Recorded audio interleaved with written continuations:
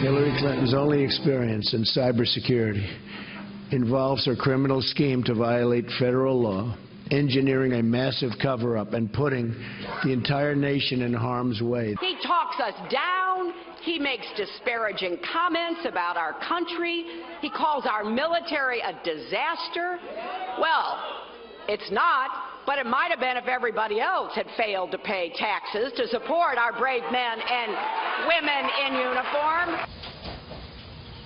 Donald Trump and Hillary Clinton on the stump today as we have some new polls. First of all, the Fox average of recent polls. This is national average. It's a race that includes the Libertarian Party and the Green Party as well. And you can see here that Hillary Clinton has plus 2.2 up in the average of these recent polls. Here in Virginia, a new poll out has Clinton up 42% to Trump's 35%.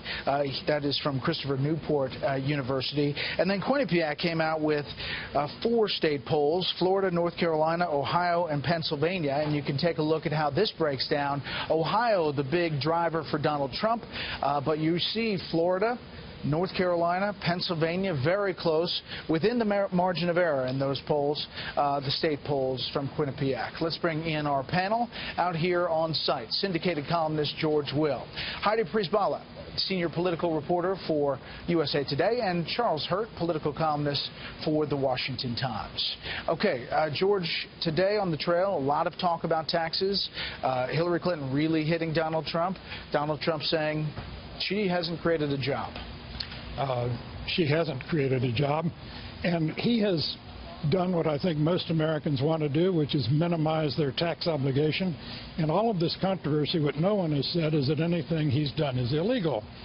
It's an old saying that what's really shocking in America isn't what's done in and by Washington that's illegal, but that what's done in and by Washington that's legal. And if there's any system in the world that is rigged, to use Mr. Trump's favorite word, it's the American tax code, which is constructed by the well-lawyered, the well-represented, the well-lobbied for. It just happens that he happened to benefit from this. But again, I'm not sure American people are going to say, gosh, he shouldn't have used the loopholes that the people's representatives wrote.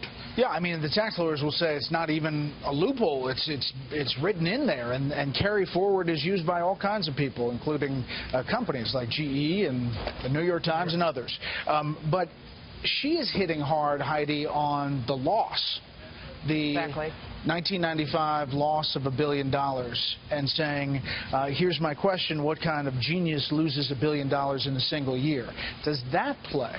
Well, this is where I think things get complicated for Trump, because this isn't just one story that's going to live and die in this 24-hour news cycle.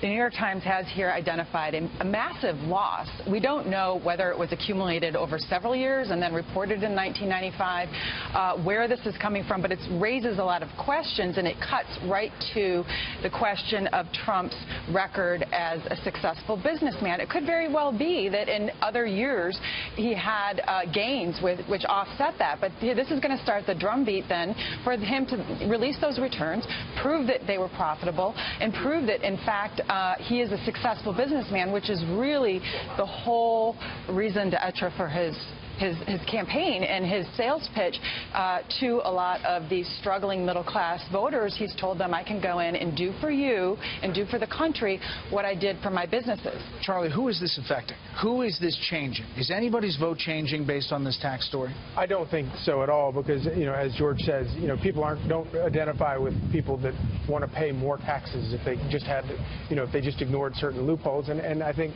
Heidi's right. But the problem is that, you know, Donald Trump, I think the reason that he has seen some trouble in the last couple of days has more to do with the incredible media coverage after the first debate, panning him, saying that he got, and you know, he didn't have his best performance, but she did, you know, and her performance was, she was basically herself, which is not a very appealing thing either.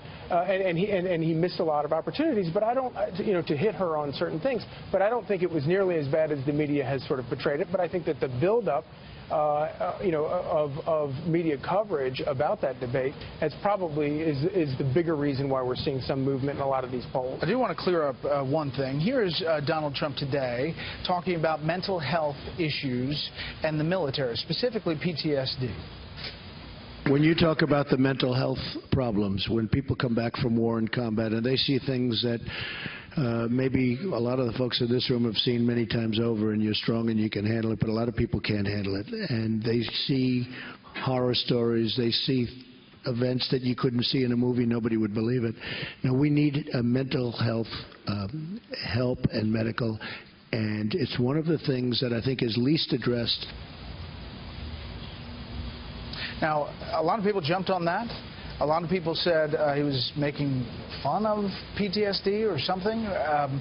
Chad Robichaux, who was the veteran who asked Trump the question about PTSD, put out a statement saying, "I think it's sickening that anyone would twist Mr. Trump's comments to me in order to pursue a political agenda. I took his comments to be thoughtful and understanding of the struggles many veterans have, and I believe he's committed to helping them." George, it seems like every story has sort of a little bit of an anti-Trump feel to it in the past few days. It really does. Now, Mr. Trump, in a way, gives people running room to do this because he's sometimes syntactically challenged as he wanders through some of his sentences. But it really is perverse to say that he in some way was insulting these people, just as, I must say, it's perverse to say that Hillary Clinton was disparaging young people when she said some of Bernie Sanders' people are living in their parents' basements. She was saying, I think, in any fair construction, that the economies that we inherited from the Great Recession caused that to happen.